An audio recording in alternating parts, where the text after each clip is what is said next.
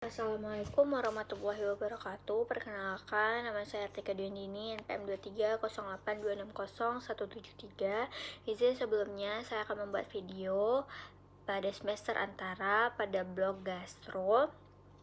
Saya akan membuat video mind map di gaster disorder atau dispepsia. Jadi saya akan membahas tentang dispepsia.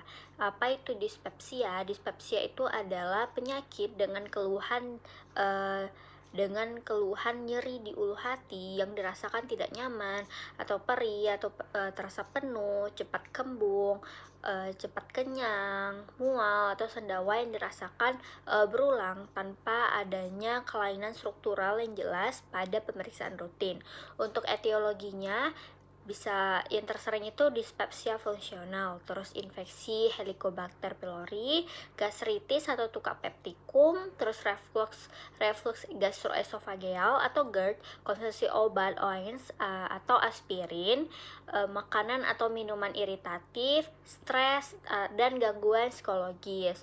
Untuk faktor resikonya biasanya tuh usianya itu di atas 40 tahun, wanita lebih sering dibandingkan laki-laki, terus stres atau anxiety, pola makan itu tidak teratur, merokok atau konsumsi alkohol, penggunaan OANS yang panjang, infeksi Helicobacter pylori, riwayat keluarga tukak lambung.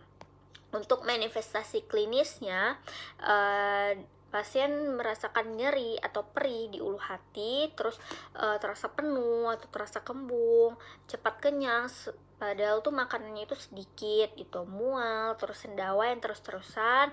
Nah, kadang itu disertai dengan muntah ringan.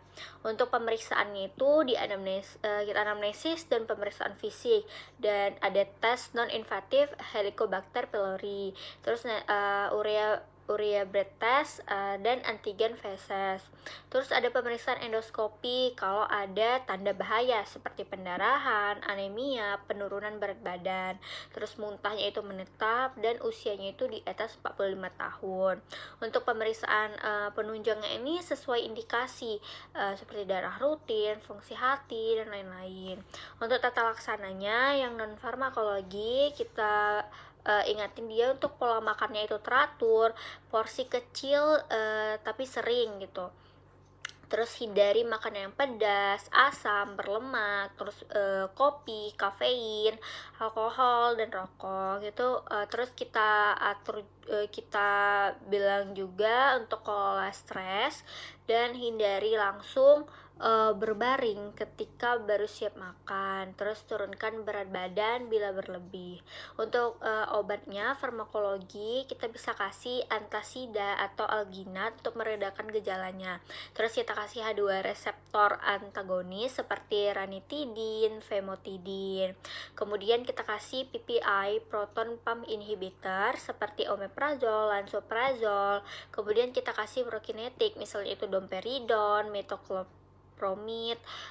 Terus untuk eradikasi Helicobacter pylori-nya itu kalau positif kita bisa kasih kombinasi PPI dan antibiotik.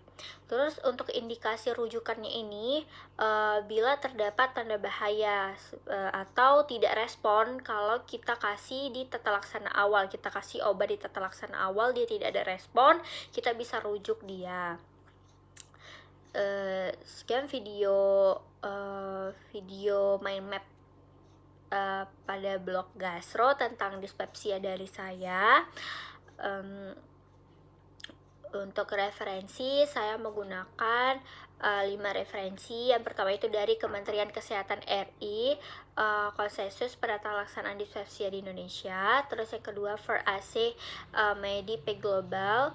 Terus yang ketiga ada dari Malveitainer PRO Management of Dyspepsia. Yang keempat itu ada Aziz IRO Management of Dyspepsia in Primary Care.